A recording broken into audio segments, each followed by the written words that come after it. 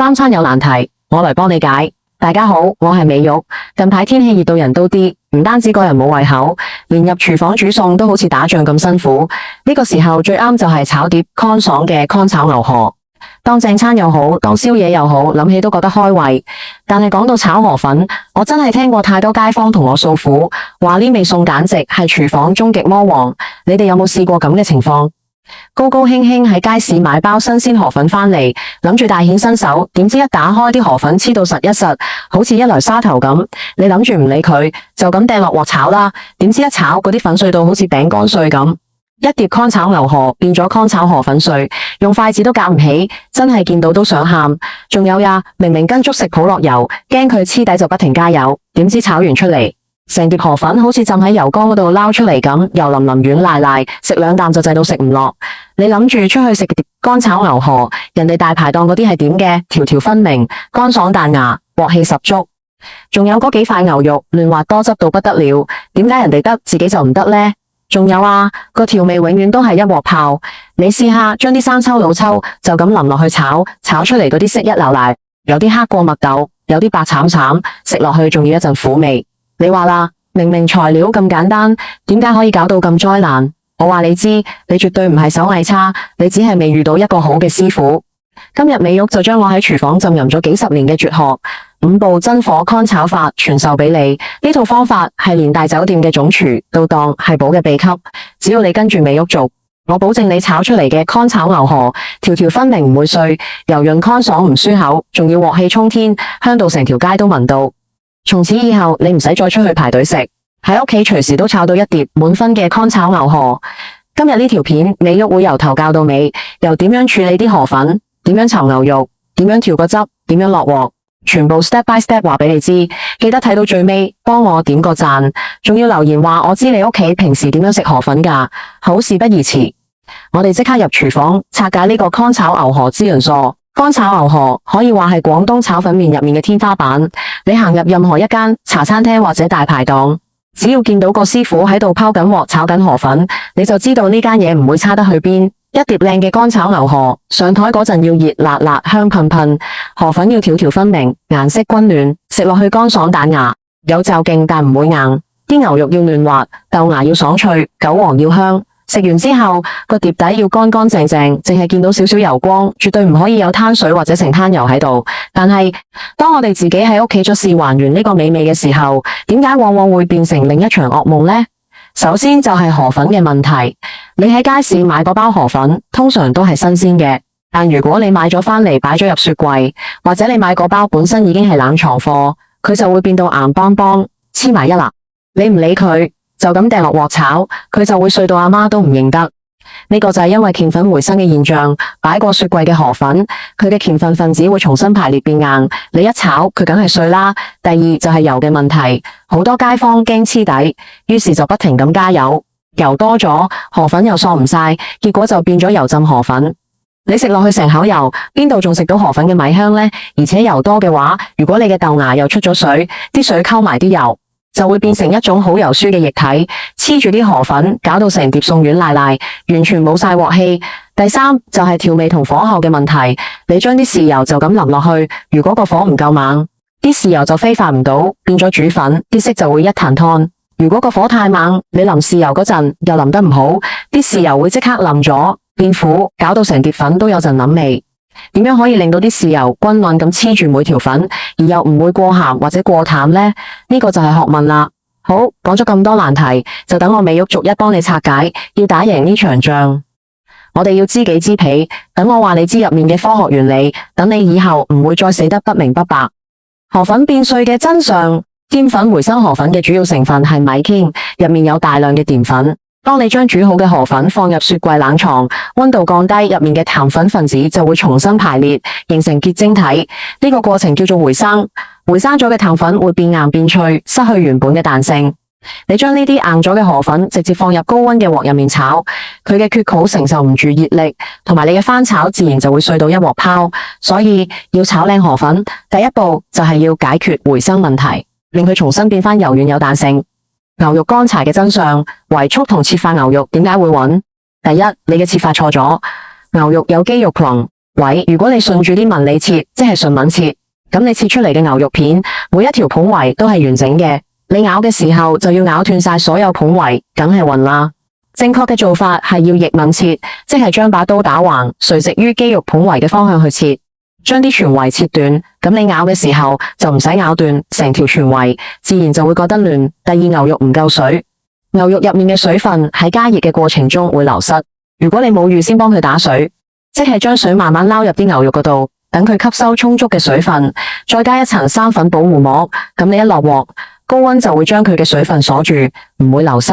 如果你就咁將乾爭爭嘅牛肉落鑊，啲水分好快就會蒸發晒，剩翻嘅就係又乾又柴嘅肌肉捧圍。油沙嘅真相，河粉索油嘅特性，河粉嘅表面係平滑嘅，但佢嘅結果係多孔嘅，尤其係當佢受熱嘅時候，毛孔會擴張，就好似一塊海綿咁。如果你一開始就落好多油，啲河粉就會好似海綿咁猛咁索油，你越炒佢就越索，結果就變咗油浸河粉。正確嘅做法係要利用鑊嘅高溫同埋少量嘅油，令河粉表面迅速形成一層焦香嘅外殼，鎖住佢嘅水分同埋結構，咁佢就唔會再索油。呢個就係乾煸嘅威力。明白呢三個原理，你就掌握咗成功嘅鎖匙。知道原因之後，我哋再睇下平時煮餸嘅時候有邊啲不自覺嘅動作，其實就係令到你碟河粉失敗嘅玄學。錯誤一，雪櫃攞出嚟就炒，仲要用水沖，呢個係最常見、最致命嘅錯誤。你將包河粉由雪櫃攞出嚟，摸到佢硬晒，諗住用水沖嚇佢，等佢軟身啲。我同你講，你咁做就大錯特錯。河粉一遇到水，表面嘅甜粉會融化，變到黐立立。你將佢撈翻起嚟，佢會黐得仲實，而且濕晒。一落鑊，油溫就降，你唔止炒唔到乾身，仲會炒到一鑊粉癲，成碟餸就咁報銷。呢個係絕對嘅禁忌。錯誤二，猛火滾油，牛肉炒到全熟先上碟。好多街坊覺得牛肉要炒到熟透先安全，於是佢哋將牛肉落鑊之後炒到全熟，甚至炒到出晒水先至上碟，之後再將啲牛肉撈翻落河粉度炒多次。你諗下，牛肉經過2次高溫加熱，入面嘅水分早就流失晒，佢唔乾柴就奇啦。記住，牛肉要嫩滑，秘訣就係7成熟。你第一次炒到表面變色，入面仲有少少粉紅色嘅時候，就要即刻撈起，因為佢之後撈入河粉度，仲會再受熱，到時就啱啱好全熟，而且仲保持到肉汁。錯誤3，調味料就咁淋落去，仲要淋喺河粉正中間，呢個又係一個大陷阱。你一手揸住鑊鉗，一手揸住支豉油，就咁吱一聲將啲豉油淋喺嗰堆河粉嘅正中間。因為河粉吸味好快，豉油淋落去嗰個位會即時索晒啲豉油，變到超鹹同埋黑晒。但係你點炒都好，嗰批色都好難平均分配到其他河粉度。而且如果啲豉油直接掂到個好熱嘅鑊底，佢會即刻燒焦變苦。咁樣炒出嚟，碟河粉嘅顏色就會一褪深一褪淺，仲要帶苦味，完全失敗。避開呢3個陷阱，你已經成功咗一半。跟住落嚟就係美玉嘅表演時間。好啦，理論講完，地雷拆完，而家正式埋位實戰。跟住美玉呢5個步驟，保證你炒出嚟嘅乾炒牛河靚過大排檔。第一步，粉體活化，溫水回春，指尖輕撕。首先，如果你嘅河粉係喺雪櫃攞出嚟嘅，千祈唔好就咁炒，將佢放入微波爐，用中火叮大約20至30秒。你摸下佢，要佢變到微溫，但又唔會辣親手嘅程度就啱啦。呢個動作就係要幫佢回春，將佢入面因為冷藏而變硬嘅鹼麩粉，絕可用溫和嘅熱力令佢重新軟化，恢復翻原本嘅彈性。跟住喺你嘅掌心搽極少量嘅熟油，然後將叮暖咗嘅河粉一條一條咁搣開，盡量將佢哋還原成獨立嘅一條條。呢個動作要溫柔啲，順住佢嘅紋理去搣，咁就唔會整斷佢。你將佢哋全部抖散，放喺碟度備用。你睇下，經過呢個步驟，啲河粉已經唔會再黐埋一齊，為之後嘅乾炒做好準備。第二步，牛肉滑炒，逆紋頂刀，7成即收。跟住處理牛肉。你買返嚟嘅牛里脊或者吊龍，要放喺砧板上面睇清楚佢嘅紋理。你要將把刀打橫，逆住啲紋理，切出大約2毫米厚嘅薄片。記住，逆紋切係嫩滑嘅關鍵。將切好嘅牛肉放入碗度，加入生抽少少白糖，然後分幾次加入少少清水或者空沖水。你用手將佢哋攪拌，要攪到啲水完全被牛肉吸收晒，牛肉變得有啲發黏嘅狀態。跟住加入少少生粉，再攪拌，最後淋上1湯匙花生油，撈拌佢，等佢炒大約10分鐘。落油嘅作用就係要封住啲水分，等陣炒嘅時候唔會黐埋一齊。燒熱隻鑊，落少少油，將油均勻咁燙下個鑊。油熱之後，將搽好嘅牛肉落鑊，快速咁將佢滑散。你見到牛肉表面變色，大約8至10秒，大概7成熟嘅時候，就要即刻盛翻出嚟。呢個時候嘅牛肉仲帶住少少粉紅色，非常之嫩。你將佢放埋一邊，等陣先再用。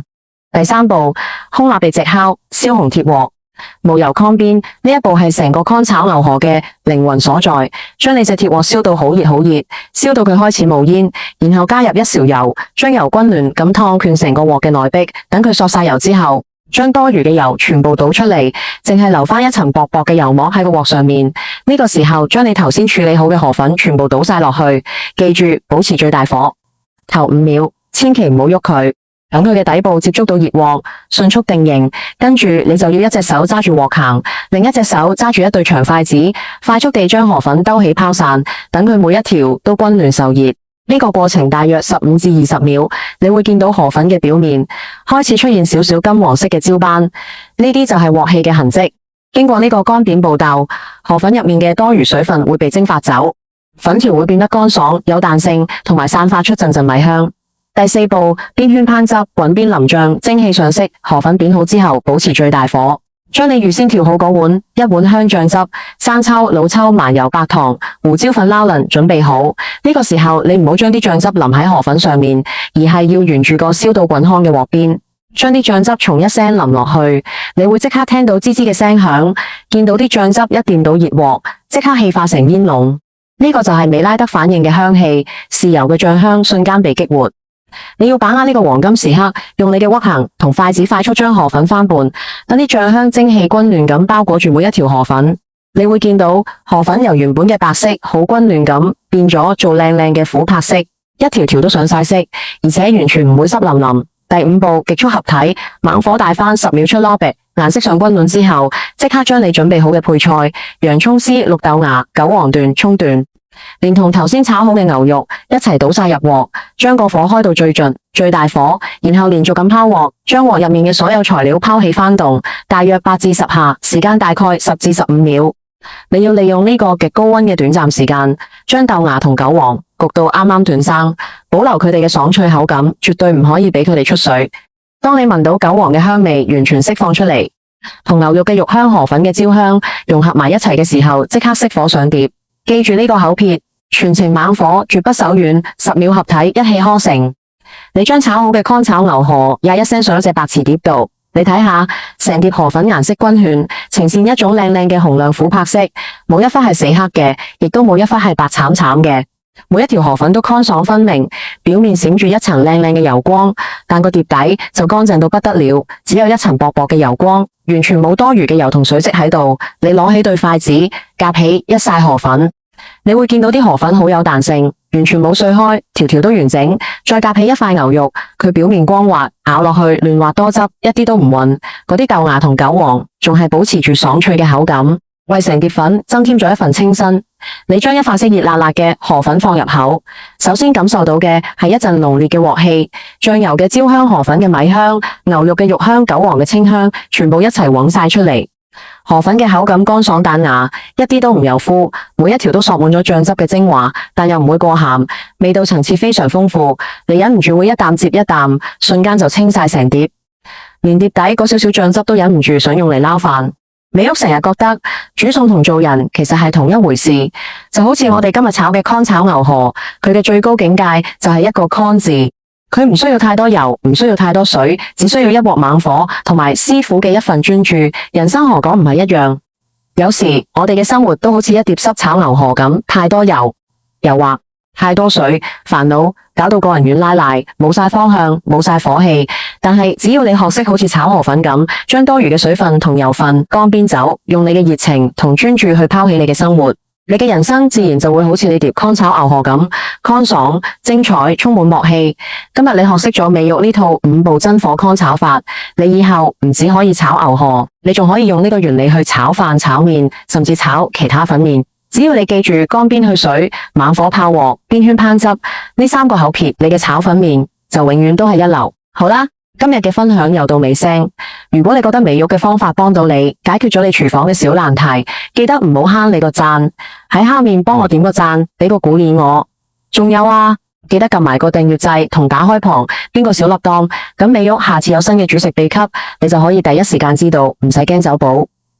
最後，美玉好想問下大家，你哋屋企平時食乾炒牛河，最中意加啲咩配菜㗎？係中意多芽菜，定係多韭黃，定係你覺得牛肉先至係主角，其他嘢都係配角呢？歡迎你喺下面留言話俾美玉知，等我都偷下師。我哋下一期三餐有難題，我嚟幫你解再見，拜拜。